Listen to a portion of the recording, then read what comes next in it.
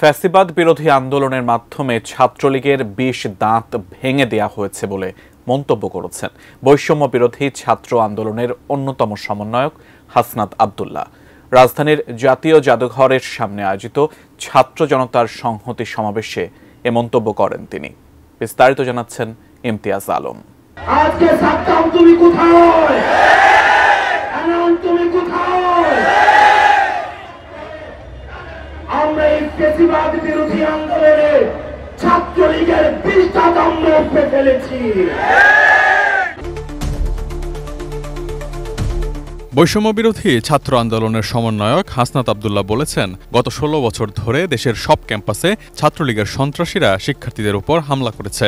আমরা অনেক শিক্ষক ও প্রক্টর দেখেছি যারা ছাত্রলীগের হামলায় কেউ মরে গেলে সে হয় আবরার, আর বেঁচে গেলে সে হয় শিবির। আজকে ছাত্রলীগ ও সাদ্দাম ইনানরা কোথায় সেই প্রশ্ন রেখে ফ্যাসিবাদ বিরোধী আন্দোলনের মাধ্যমে ছাত্রলীগের ২০ দাঁত ভেঙে দেওয়া হয়েছে বলে মন্তব্য করেছেন তিনি। রাজধানীর জাতীয় জাদুঘরের সামনে আয়োজিত ছাত্র জনতার সংহতি সমাবেশে এসব মন্তব্য করেন তিনি। আওয়ামী লীগ এবং ছাত্রলীগের বিরুদ্ধে আপনাদের মায়া কান্নাগুলোকে আমরা আমলে নিতে চাই না। সুতরাং আগে ছাত্রলীগের আওয়ামী লীগের বিচার নিশ্চিত হবে, তার পরবর্তীতে আমাদের অন্য কিছু সিদ্ধান্ত। সমাবেশে হাসনাত আরও বলেন, বিভিন্ন রাজনৈতিক দলকে বলতে শোনা যায় তারা আওয়ামী লীগকে ক্ষমা করে দিয়েছে। আমরা বলতে চাই, গত ১৬ বছরে আওয়ামী লীগ যেসব অপরাধ করেছে, মানুষের গলা চেপে ধরেছে, আইন আদালতকে নিজেদের মতো করে বানিয়েছে, মানুষের ভোটাধিকার কেড়ে নিয়েছে, গণরুম গেস্টরুমকে কনসেন্ট্রেশন ক্যাম্প বানিয়ে শিক্ষার্থীদের নির্যাতন করেছে, আগামী ১০০ বছর জেল খাটলেও তাদের সেই শাস্তি পূর্ণ হবে না।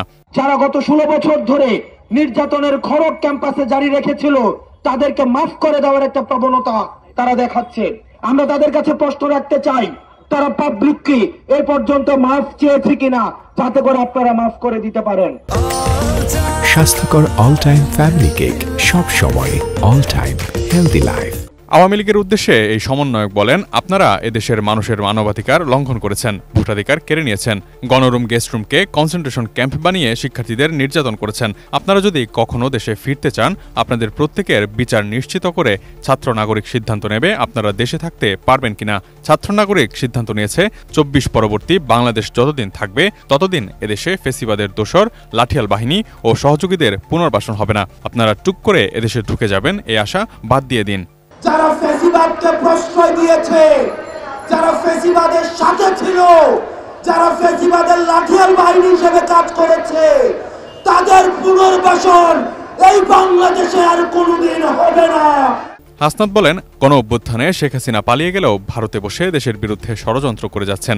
ওয়েস্টার্ন ও ভারতীয় মিডিয়ায় আমাদের ছাত্র জনতার অভ্যুত্থানকে জিহাদি অভ্যুত্থান বলে প্রচারের অপচেষ্টা করছেন। আমরা বলতে চাই, এটি কোনো জিহাদি অভ্যুত্থান ছিল না, এটি ছিল জুলুমের বিরুদ্ধে মজলুমের অভ্যুত্থান। যারা দেশের প্রতিটি ইঞ্চি মাটিতে জুলুম কায়েম করেছিল, এই গণ অভ্যুত্থানের মাধ্যমে আমরা তাদের কবর রচনা করেছি। ভবিষ্যতে যারা জুলুম কায়েমের চেষ্টা করবে, তাদেরকেও এদেশের ছাত্র নাগরিক এক হয়ে রুখে দেবে, সমূলে উৎখাত করবে।